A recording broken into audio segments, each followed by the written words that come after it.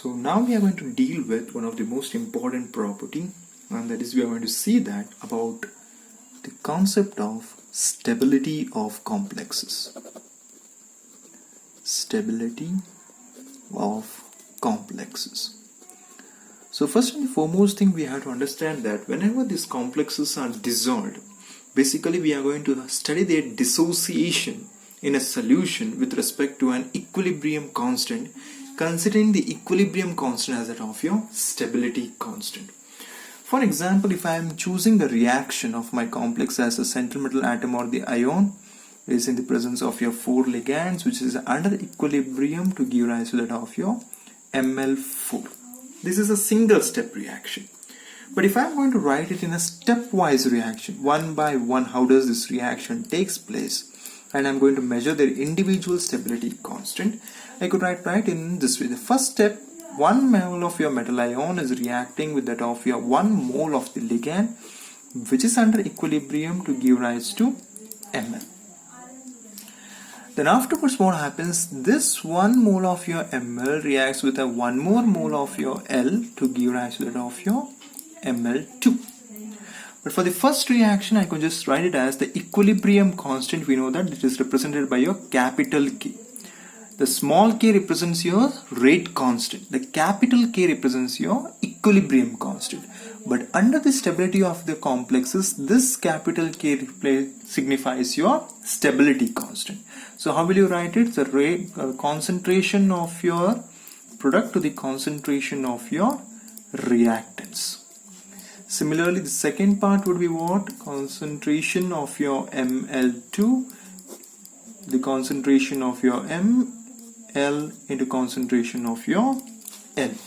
The same thing if I'm going to manage, I will be getting as Ml2 plus L, I will be getting as Ml3, where my K is equals to concentration of your Ml3 divided by concentration of your Ml2 into concentration of your L.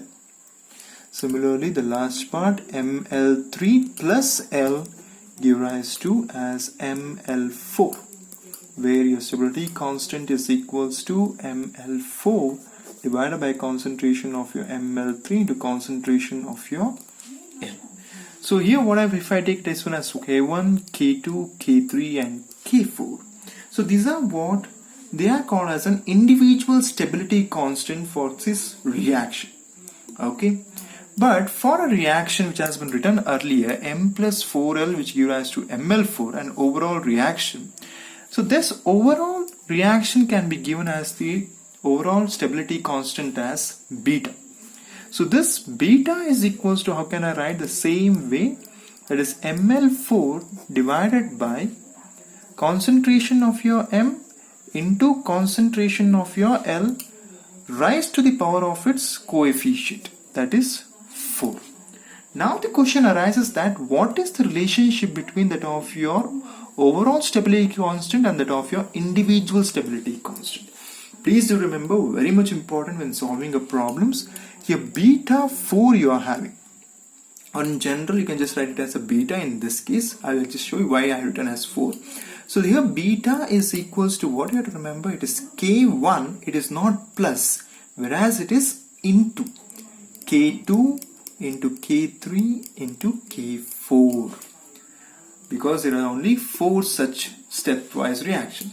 In general, if I am going to write it as a beta n, you have to remember that it is K1 into K2 into so on up till Kn. Please do remember they are the product of the individual stability constant. So wherever a complex is undergoing a dissociated in an equilibrium condition, we will be calculating to the stepwise their individual stability constant. And the relationship between the individual stability constant and that of your overall stability constant is just the product of their individual stability constant give rise to an overall stability constant denoted by beta. But now the question arises, okay sir, you said with respect to the stability constant, but how can you say that a complex is stable by referring to the stability constant? Remember, higher the stability constant,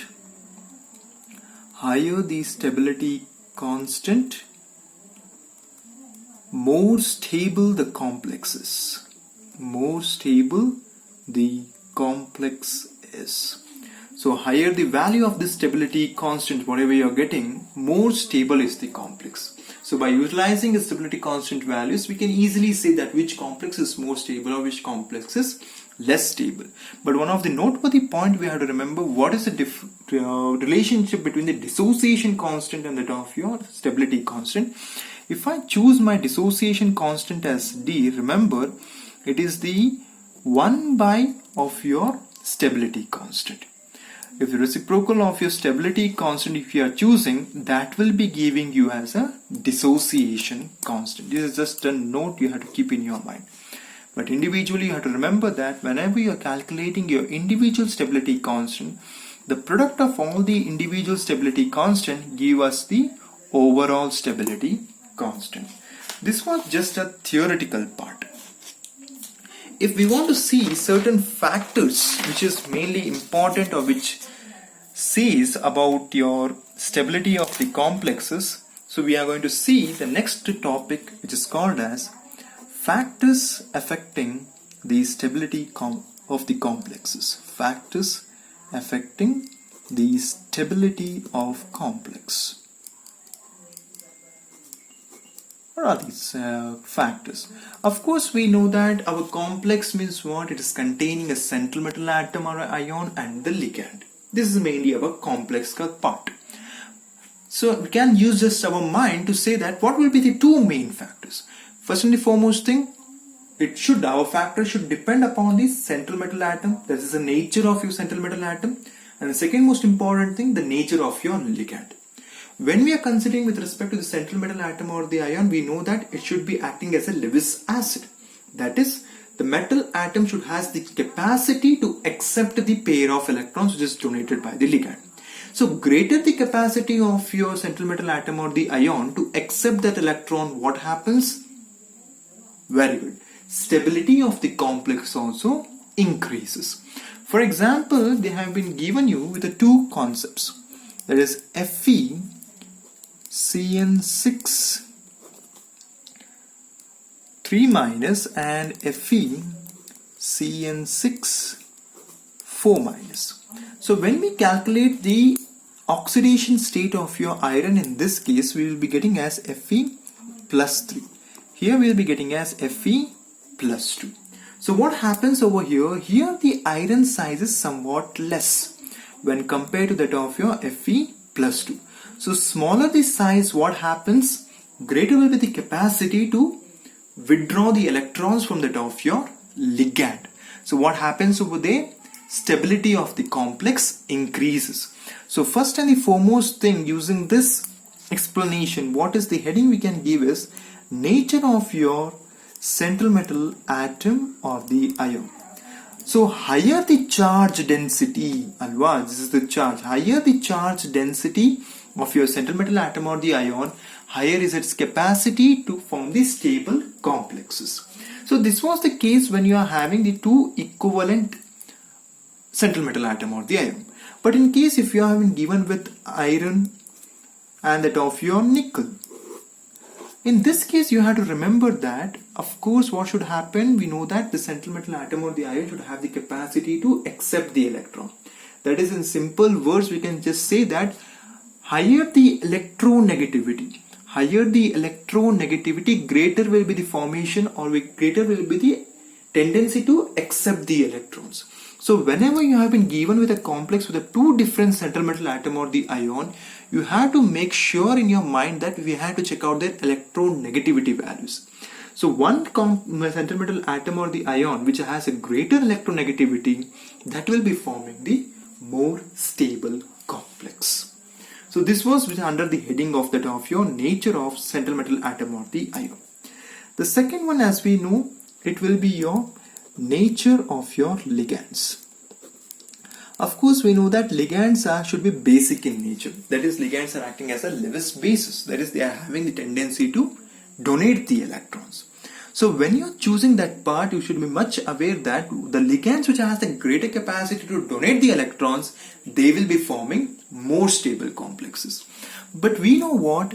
We are having three types of ligands, which are those anionic ligands, of course, cationic ligands, and that of your neutral ligands.